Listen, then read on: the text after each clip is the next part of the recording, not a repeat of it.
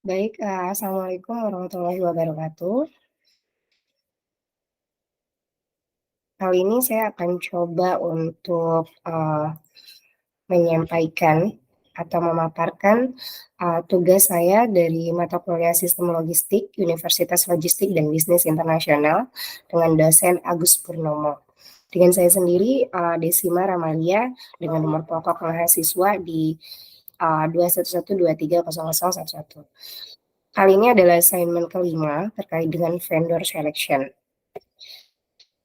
Vendor selection kali ini kita akan coba, perhitungkan dengan weighting, point evaluation method. Adapun dalam hal ini kita akan menganalisis, pemilihan vendor dari PT asumsinya atau kasusnya yaitu dari PT Warna. PT Warna ini sendiri adalah, perusahaan manufacture cat yang berada di Surabaya. Saat ini di Departemen Procurement-nya sedang melakukan penyeleksian vendor terhadap vendor kaleng cat.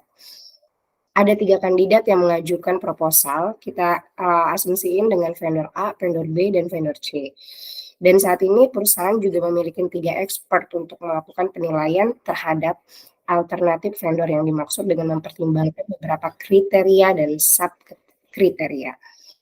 Kita akan tetapkan bobot untuk masing-masing, kriteria maupun sub kriteria tersebut dengan scoring yang kita gunakan, oleh setiap expert itu dengan skala 5 sebagai excellent, 4 dengan good condition, 3 dengan fair, 2 dengan poor, dan 1 dengan bad condition.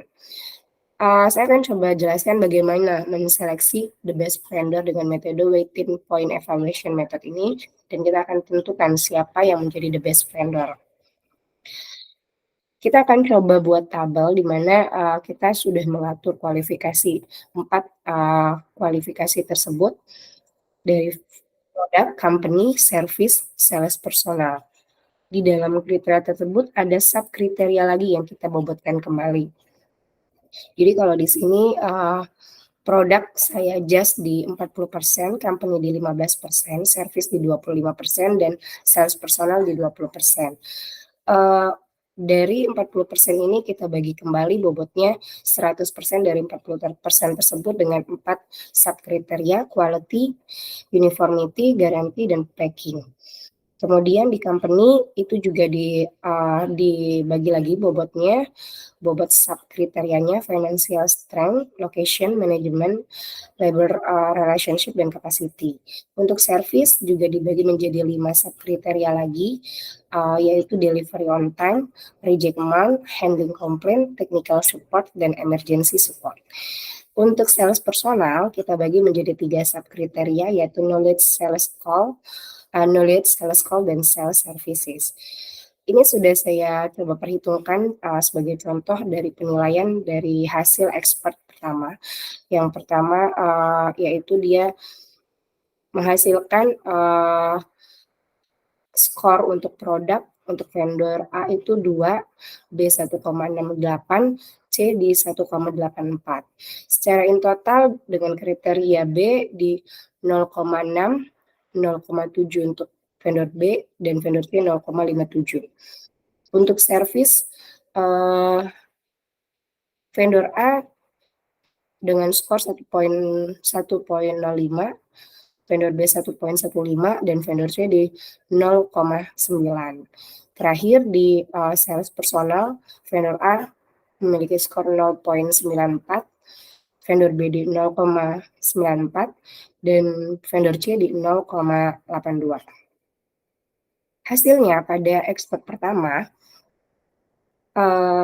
vendor A memperoleh total skor di 4,55, vendor B memiliki total skor di 4,49, dan vendor C di 4,13.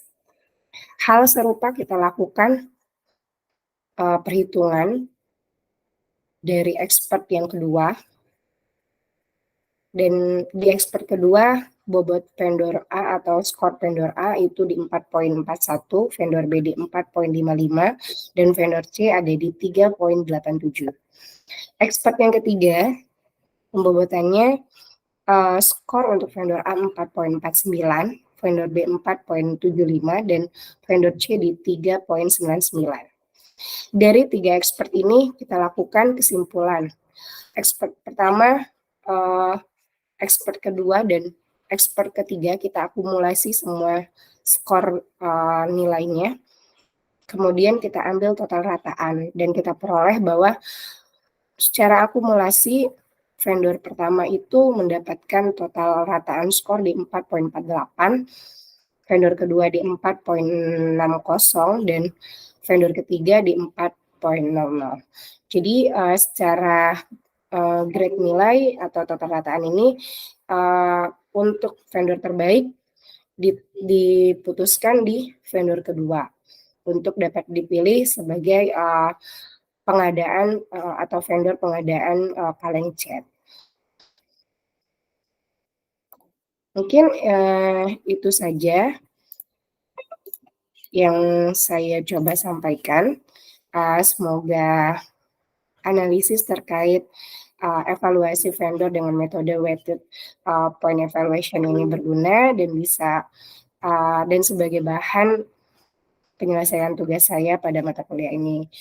Demikian, wabillahi taufiq wal hidayah. Assalamualaikum warahmatullahi wabarakatuh.